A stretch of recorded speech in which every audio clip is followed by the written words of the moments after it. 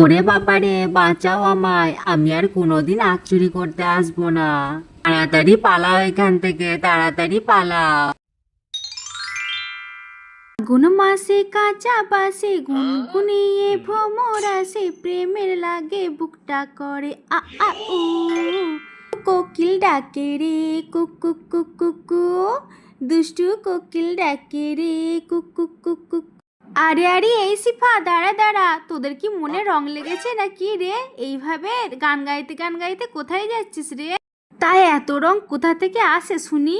বাঘিনী মামি, আখের জমিতে যাচ্ছি, অনেক আখ হয়েছে, এবারে মনে হচ্ছে আখ বিক্রি করে আমি কোটিপতি হয়ে যাব। যাচ্ছিস, খুব ভালো কথা, তো এইভাবে গলা ফাটিয়ে গান গাওয়ার কি আছে? আমার কানটা যে ঝালাকালা ধরিয়ে দিলি। আর শোন, আখ নিয়ে যাওয়ার পথে আমায় কটা দিয়ে যাস, যেন সব আখগুলো বা তোরা খাস না। তাড়াতাড়ি করো, আমি আর দাঁড়িয়ে থাকতে পারছি না, এই গরমে যে জানটা বার হয়ে গেল। একটু তাড়াতাড়ি আখগুলো কেটে ফেলো, তুমি তো আবার এইগুলো নিয়ে বাজারে বিক্রি করতে যাবে। কিছুক্ষণ পর মিচকে শিয়াল আর শেফা শিয়ালিনী তাদের আখগুলি কেটে তাদের বাড়ির দিকে যেতে থাকে। এরপর সেই আখগুলি মিচকে শিয়াল বাজারে নিয়ে যায় এবং রস বানিয়ে সেখানে বিক্রি করতে থাকে। আসুন আসুন দাদা বৌদিরা, তাড়াতাড়ি আসুন, টাটকা টাটকা আখের রস তাড়াতাড়ি খেয়ে যান। ও মিচকে ভাই, এটা বুঝি তোমার জমির আখের রস? তাড়াতাড়ি এক গ্লাস দাও দেখি। গলাটা যে গরমে শুকিয়ে কাঠ হয়ে গেল, দাও দাও এক গ্লাস দাও, গলাটা ভিজিয়ে নি। মিচকে জমির আখগুলি খুব মিষ্টি হয়, খুব তাড়াতাড়ি সেগুলি বিক্রি হয়ে যায়। এই মিচকে, আমায় তাড়াতাড়ি এক গ্লাস রস দিয়ে দেখিনি, কখন থেকে দাঁড়িয়ে আছি, তুই তো আমার কোনো কথাই শুনছিস না। আরে বাঘ মামা, তুমি যে প্রতিদিন টাকা না দিয়ে এভাবে আখের রস খেয়ে যাও, এতে তো আমার লস হয়ে যাচ্ছে। আজকে তোমাকে টাকা দিতেই হবে, আজ যদি তুমি টাকা না দাও তোমায় আমি আখের রস দেব না। মিচকে, তোর কি মাথা ঠিক আছে? তুই কি ভুলে গেছিস যে তুই কার সাথে কথা বলছিস? তোর এত বড় সাহস, তুই আমার থেকে টাকা চাইছিস? দাঁড়া, তুই কিভাবে যে রসের ব্যবসা করিস আমিও দেখে নেব। আরে বাঘ মামা, তুমি এত রেগে যাচ্ছ কেন? এত রেগে গেলে হবে? তুমিই বলো না, আমি যদি প্রতিদিন এইভাবে বাকিতে আখের রস দিতে থাকি তাহলে কি আমার ব্যবসাটা চলবে? তুমিই বলো। আমার থেকে রস নিতে হলে তোমায় টাকা দিয়ে নিতে হবে মামা। মিচকে, এটা কিন্তু তুই ঠিক করলি না, তুই যে কিভাবে এখানে আখ বিক্রি করিস আমিও দেখে নেব। আরে আরে মামা মামা দাঁড়াও, যেও না, আখের রস খাবে না, খেয়ে যাও। ওগো শুনছো, ওই মিচকে আর মিচকের বউ শেফা দুজনে তো আখ চাষ করেছে। আমি যে কত আখ খেতে ভালোবাসি, আমি ওদের কতবার করে বললাম আমায় একটু আখ দিয়ে যেতে, আমার কথাই তো ওরা কোনো পাত্তাই দিল না। তুমি আমায় কিছু আখ কিনে এনে দাও না। হ্যাঁ গিন্নি, আখ যে আমারও খুব পছন্দের, কিন্তু মিচকে যে আজ আমার সাথে খারাপ ব্যবহার করেছে তোমায় আর কি বলবো। ভাবছি এখন আমি মিচকেকে কিভাবে উচিত শিক্ষা দিয়েব, ও খুব বার বেড়েছে। হ্যাঁ গো, তুমি ঠিকই বলেছ, ওদের জমিতে একটু ভালো ফসল হচ্ছে বলে ওরা দুজন খুবই ঘ্যাম দেখাচ্ছে। আমি বলি কি, চলো আমরা দুজনে আজ ওদের জমি থেকে সব আখ চুরি করে নিয়ে আসি, এরপর বাড়িতে বসে বসে মন ভরে আখ খাবো, আর যতটুকু বাড়বে কাল বাজারে নিয়ে গিয়ে বিক্রি করে আসবে।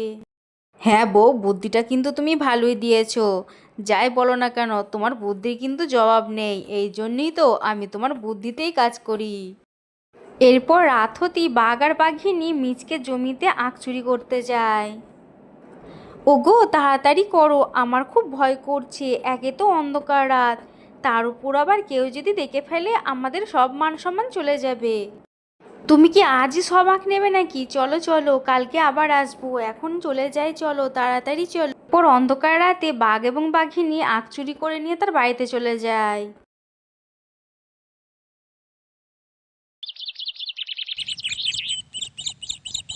পরের দিন সকালে মিচকে শিয়াল এবং শেফা শিয়ালিনী তাদের আখের জমিতে গিয়ে দেখে সব আখ চুরি হয়ে গেছে। ওগো, এ আমাদের কি সর্বনাশ হয়ে গেল গো, আমাদের জমির যে সব আখগুলিকে চুরি করে নিয়ে গেছে।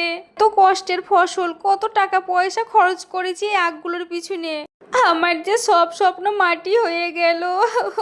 গিন্নি, তুমি এত চিন্তা করো না, দেখবে আল্লাহ সব ঠিক করে দেবে।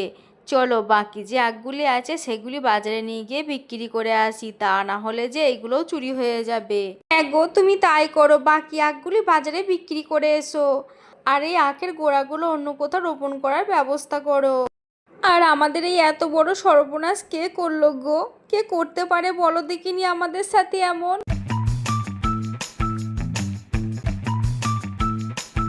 ওগো, ওই দেখো দেখো, বাঘমামা বাজারে আখ বিক্রি করতে নিয়ে এসেছে।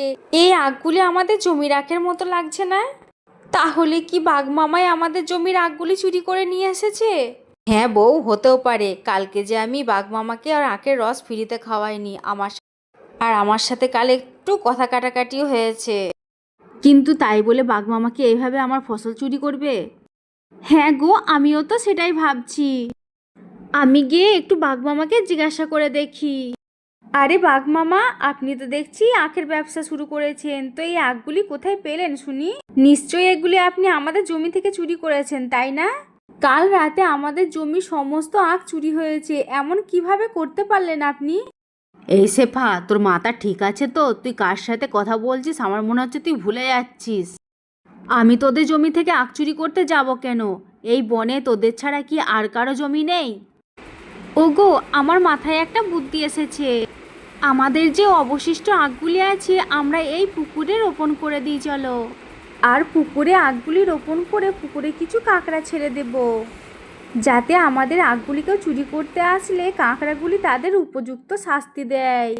বাঘ মামা, আখ চুরি করতে আসবে না? তাড়াতাড়ি এসো, বুঝবে মজা। কাঁকড়াগুলির কামড় খেলে তোমার চুরি করার স্বাদ জম্মের মতো বেরিয়ে যাবে, হা হা হা হা। এরপর রাত হতেই বাঘ আর বাঘিনী আসে আবার চুরি করতে।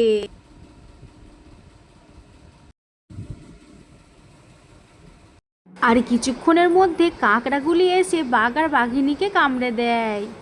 ওরে বাবারে, ওরে মারে, আমাদের যে কাঁকড়াগুলি মেরে ফেললো, বাঁচাও আমাদের, বাঁচাও। আমরা আর আখ চুরি করতে আসবো না, আমাদের কে আছো বাঁচাও, এই কাঁকড়ার হাত থেকে বাঁচাও। আরে বাঘ মামার বাঘ মামি যে, তোমরা এই অন্ধকার রাতে আমাদের পুকুরে আখ চুরি করতে এসেছো? তোমাদের চেঁচামেচিতে আমরা যে ঘরে আর থাকতে পারলাম না, উচিত শিক্ষা হয়েছে তোমাদের। অন্যের জমিতে ফসল চুরি করে খাওয়া, এবার নাও বোঝো কত ঠেলা। ওরে মিচকে, ওরে সিপা, আমাদের ছেড়ে দে, তোদের এই কাঁকড়াগুলি যে আমাদের মেরে ফেললো, আর কোনো দিন তোদের পুকুরে চাক চুরি করতে আসবো না। আমাদের বাঁচা, এই কাঁকড়ার হাত থেকে আমাদের বাঁচা, আমাদের উচিত শিক্ষা হয়েছে। আমরা তো জানতাম তোমরা তোমাদের লোভ সামলাতে পারবে না, তাই তো পুকুরে কাঁকড়া ছেড়ে দিয়েছি। এবার নাও বোঝো ঠেলা, হা হা হা হা।